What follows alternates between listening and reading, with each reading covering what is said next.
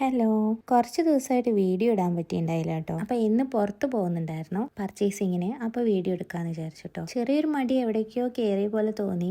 അപ്പൊ എന്നും മടി പിടിച്ചിരുന്ന ശരിയാവില്ലല്ലോ. അതുകൊണ്ട് ഇന്ന് വീഡിയോ ഇടാന്ന് വിചാരിച്ചിട്ടോ. നമ്മൾ മന്ത്ലി ഫസ്റ്റിലാണ് എല്ലാ പർച്ചേസിങ്ങും നടത്താറ് കേട്ടോ. ഇത് കണ്ടോ, നമ്മുടെ ജോൺസൺസിന്റെ കുറച്ച് ഓയില്, ഷാമ്പു ഇതൊക്കെയാണ് കേട്ടോ. പണ്ടൊക്കെ കുഞ്ഞുമക്കളുള്ള വീട്ടിലൊക്കെ ഇത് യൂസ് ചെയ്തായിരുന്നു കേട്ടോ. ഇതിന്റെ സ്മെല്ലായിരിക്കും എല്ലാ കുഞ്ഞു ബേബീസിനും. എനിക്ക് ഭയങ്കര ഇഷ്ടമാട്ടോ ഈ പ്രൊഡക്റ്റ്. പിന്നെ ഇത് കണ്ടോ, ഇത് സേഫ്റ്റി പിന്നാന്ന് പറഞ്ഞാൽ ആരെങ്കിലും വിശ്വസിക്കുമോ? അത് കണ്ടിട്ട് എങ്ങനെ യൂസ് ചെയ്യാന്ന് പോലെ എനിക്ക് മനസ്സിലായില്ല കേട്ടോ.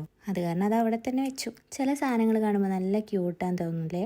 പിന്നെ ഇത് എൻ്റെ മോനിക്ക് കിട്ടിയ ഒരു ട്രോളിയാണ് കേട്ടോ. നല്ല രസമല്ലേ? ടോയ്സിന്റെ ഭാഗത്ത് പോയപ്പോൾ മണിച്ചിത്രത്താഴിലെ ശോഭനയുടെ അവസ്ഥയായിരുന്നു കേട്ടോ. എനിക്ക് എൻ്റെ ഉള്ളിലെ കുട്ടി പുറത്തു വന്നു.